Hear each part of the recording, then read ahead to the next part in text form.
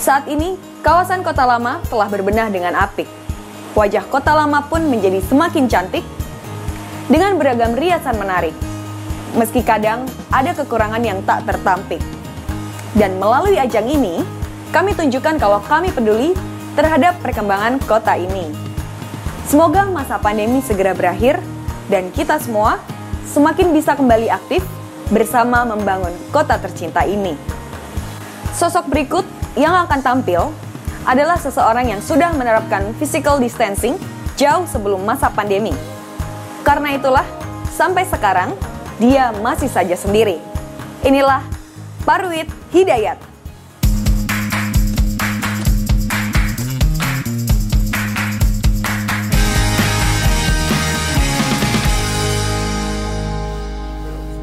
Assalamualaikum. Secara geografis Semarang masuk dalam kawasan pesisir.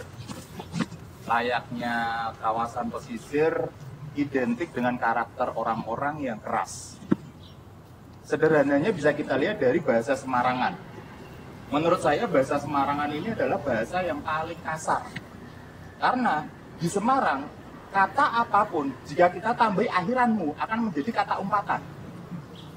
Contoh, mata. Tambahi akhiranmu menjadi batuk. Tambahi akhiranmu menjadi batukmu. Silsilah dalam keluarga, ditambahi akhiranmu menjadi umpatan. Contohnya, mbah. Mbah tambahi akhiranmu menjadi mbahmu.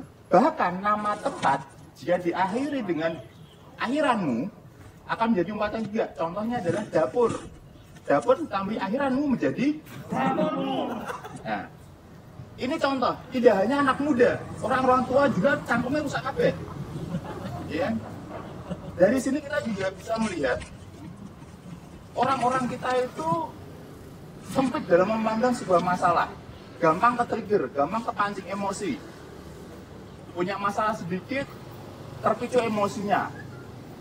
Adu jotos, kurang puas, bawa senjata, kurang puas, bawa teman. Kurang puas lagi, bawa mama dedeh, biar diceramai. Pada dasarnya, monggo Bu. Pada dasarnya, manusia adalah makhluk visual. Itulah kenapa saya lebih suka melihat cewek cantik, cewek seksi. Saya lebih suka melihat dada ketimbang paha. Kalaupun liburan, saya lebih suka melihat gunung dan lembah. Dan juga atur nuwun. Walaupun sedikit itu berarti buat saya. Padahal kalau kita mau melihat lebih jauh, peran literasi sangat penting. Sesuatu walaupun secara visual kurang enak untuk dinikmati, tapi dengan literasi yang baik dan benar kita bisa menikmati hal itu. Kita ambil contoh adalah babat. Secara visual, babat tidak enak dinikmati. Namun dengan literasi kuliner yang baik, jika babat kita jadikan campuran nasi goreng, kalau dimakan juga enak. Begitu juga kalau kita ketemu dengan orang dengan visualisasi yang kurang enak dinikmati. Tapi dengan literasi yang baik, bisa diajak enak-enak. Kuncinya adalah literasi. Seperti gini. Ambil contoh gini, kenapa literasi penting? Karena dengan kita tahu literasi, kita bisa tahu nilai dari benda itu sendiri.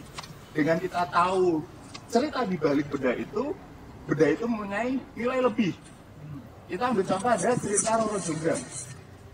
Prambanan menjadi sebuah peninggalan bersejarah, sebuah mahakarya masa lalu, karena ada cerita percintaan antara Bandung Bondowoso dengan Roro Jonggrang. Saat Bandung Bondowoso ingin mempersunting Roro Jonggrang meminta untuk dibuatkan 1000 candi dalam satu malam.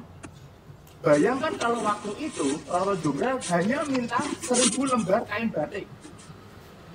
Jadi ada 1000 pasukan jin Bandung Bondowoso batik. Ya toh? Ya, ada ini gedruwo, gede, tinggi, berbulu, nyanting. Ya. Terus ada ini apa yang api, apa banaspati, Banaspati yang identik dengan dendam, dengan segala kebencian-kebenciannya, kengerian-kengeriannya. Cuma di pojokan Manasi Lilin dan Tuyul. Nah, kalau Tuyul ini cuma mainan yuyu. Karena Bandung Bondowoso tidak mau memperkerjakan Tuyul, takut karena pasal eksploitasi anak di bawah umur, takut ya seto. Kan harusnya nggak seperti ini. Seperti kita lihat seperti ini. Kota lama, sebuah kota dengan tingkat sejarah, nilai sejarah yang tinggi. Sekarang kita lihat, kalau kita bisa menempatkan literasi yang baik dan benar, kita bisa menghargai kondisi kota ini dengan baik dan benar pula.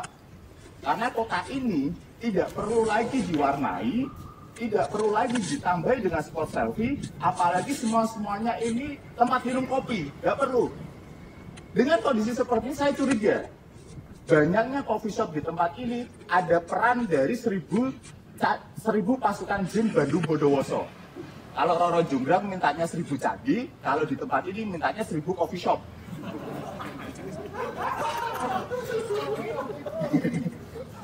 Harusnya nggak seperti ini kan. Peran literasi itu sangat penting. Terkadang hal ini dikesampingkan hanya untuk sekedar postingan sosial media pribadi. Percuma kita mengkritisi karena kondisi ini diamini oleh para petinggi. Para petinggi pun mengurusi kritik kita percuma karena kita tidak mempunyai nilai ekonomi. Kembali lagi, semuanya kembali ke nilai ekonomi yang tinggi. Kita ambil saja kasus ada tempat wisata religi yang berawal dari desas-desus sana sini, ditambahi kata-kata para kiai dengan retorika para petinggi dan jadilah sebuah tempat rekreasi dengan nilai ekonomi yang tinggi. Peran literasi tidak berarti. Pada akhirnya lebih penting terasi dalam sambil terasi. Kasihan generasi setelah kita ini dimanja visualisasi tanpa dengan literasi. Tanpa literasi kita akan rugi. Seperti ketika kita beli cappuccino cincau rasa stroberi. Kita sudah bikin cappuccino, kita sudah bikin cincau, tapi yang kita minum minuman rasa stroberi. Ipiye. Tapi percuma kita bicara pada negara seperti ini, adanya tidak akan didengarkan juga kan. Lebih baik kita mancing teri. Dan katanya dulu nenek kita seorang pelaut, bukan ahli literasi. Ya udah, saya pamit, terima kasih.